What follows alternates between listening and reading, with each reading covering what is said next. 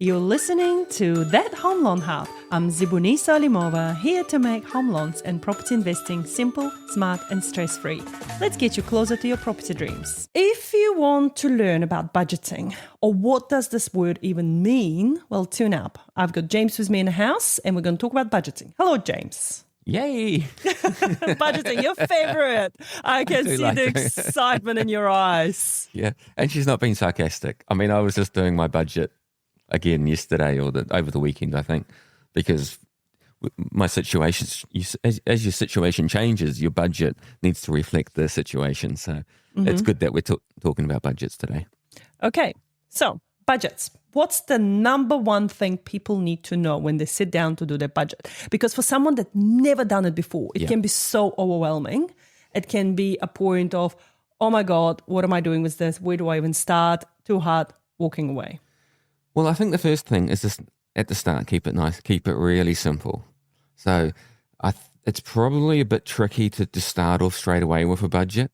I think you've probably got to have a look at what you've been spent, look at your accounts and what you've been spending your money on over the last, say, 3 months and get a bit of an idea for what your costs are. I don't know if that sounds like fun to people, but so it would be looking at your bank statements over the last 2 or 3 months and sort of get an average for the month on, say, what you're spending on food. Can I intervene? Of course. If I was an absolute beginner in budgeting, what I would start with is your absolute fixed cost. Yep. So what can you not change? Yep. And I would say things like rent. Yep. That's fixed, right? Every week you have to pay $550 a week on rent. Or if you've got a mortgage, you know exactly how much is going out on your mortgage repayments. And that's something you can't easily change yourself unless you're moving a house or unless you're selling and buying a cheaper house. But right now, this is your fixed cost. This is what you would start with. And then same as income. I would say if you're on salary, for instance, you know exactly how much you're earning each month, and that would go into your columns for the budgeting. So fixed cost and fixed income that you know for sure that's coming in. So that would include things like power and your rates and insurance. Yeah. Because those are all things that, you're going to have to pay every month anyway. Yeah. It's ongoing, So that would include those things. Yeah. Anything else in the fixed cost? Yeah. I would say, if you've got schooling, like childcare cost, school cost, I would say that would go in there. But again, if you don't know, if you're not sure, then as you say, go back 3 months.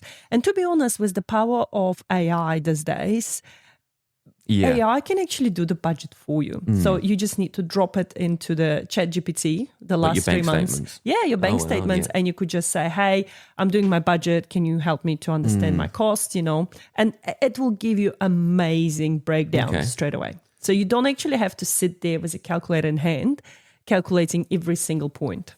Okay, I'm going to do that as a case study. I would love for you to do that. And then next time we talk, I'll share the results. Yeah, you could actually drop your last 12 months if you wanted to. And you could say, hey, break it down month by month. Now, do remember AI is not as intelligent as some humans can be. Oh, so I shouldn't worry about it then, because I'm going to do a much better job, right? You would still do a better job, but make sure, because you can catch them out making mistakes. But you just have to have really good prompts for AI to do what you want it to do. Okay. But that could be a really good starting point as well. Yeah, I might get your assistance on that. If you're worried about, oh my God, I don't know where to start, ask AI for budgeting tips or come to us and we'll be able to help you. But definitely start with your fixed costs, fixed income, and then the rest can be averaged out. Yeah. And then from there, you can see, are you in the red? Are you in the green? How much surplus do you have there? Do you have money for play money to have fun with? Do you have money to invest, like sharesies or building your wealth or, topping up your KiwiSaver? So all these things that you got to sort of think about in the future, because you want to live in the now, you want to have fun now, and you want to enjoy the time with your family, especially now at school holidays. You want to go out and have fun with your kids. But at the same time, you've got to think about when you retire. Are you going to have fun when you retire? You got to get the balance right, hey? You just got to somehow you got to get the balance right. I was talking to somebody yesterday about KiwiSaver, and they've saved a lot of money, hundreds of thousands of dollars. But then when we worked out, they're the same age as me, that they are going to be still renting when they're retired, the amount that they needed to put away is a lot more. Wow. Then it was like $500,000 more. Wow. If you consider these are just random numbers. Yeah. But it blew my mind.